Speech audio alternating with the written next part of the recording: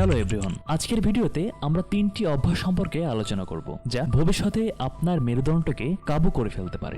আরও অনেক প্রয়োজনীয় ভিডিও পেতে আমাদের সাথে যুক্ত থাকুন।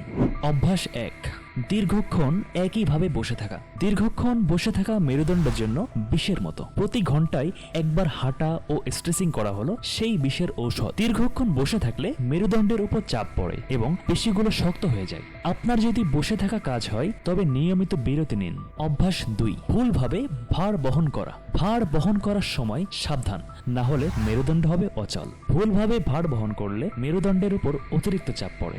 ভার বহনের সময় আপনার পিঠ সোজা রাখুন এবং ভারী বস্তু আপনার শরীরের নিকটে রাখুন। ভারী জিনিস হাঁটু মুড়ে তুলুন, কোমর দিয়ে নয়। ভারী বস্তু টানার চেয়ে ঠেলে নিয়ে যান। অভ্যাস 3, নিয়মিত ব্যায়াম না করা। নিয়মিত ব্যায়াম না করলে মেরুদণ্ডের পেশিগুলো দুর্বল হয়ে যায়। ব্যায়ামের জন্য প্রতিদিন কি অ্যাটলিস্ট 30 মিনিট সময় বের করতে পারবেন না? কিছু অতিরিক্ত টিপস: আপনার ওজন নিয়ন্ত্রণে রাখুন, ক্যালসিয়াম যুক্ত খাবার খান। ধন্যবাদ।